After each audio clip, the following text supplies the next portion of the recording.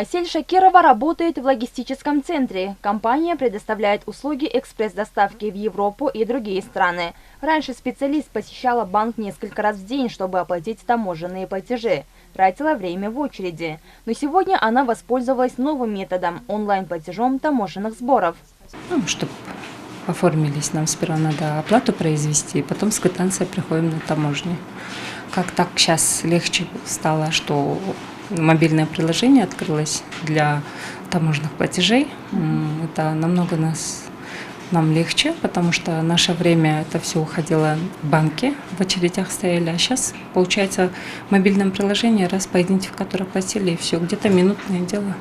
Чтобы способ оплаты таможенных платежей стал быстрее, Государственная таможенная служба сделала этот процесс электронным. Теперь участники внешнеэкономической деятельности могут оплатить таможенные платежи через мобильное приложение РСК-24.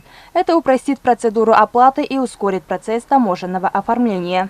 Все те сервисы, которые на сегодняшний день мы реализуем, и они направлены в первую очередь для создания благоприятных условий именно участникам ВЭТ. Мы планируем с РСК банком разработать дополнительные сервисы, которые еще больше упростят процедуры приема платежей.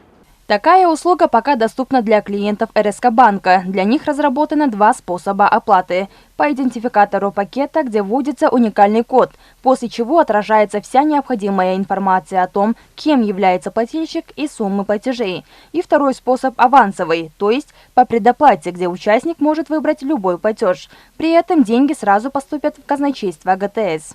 РСК-24 называется именно РСК-24, потому что можно 24 часа в сутки.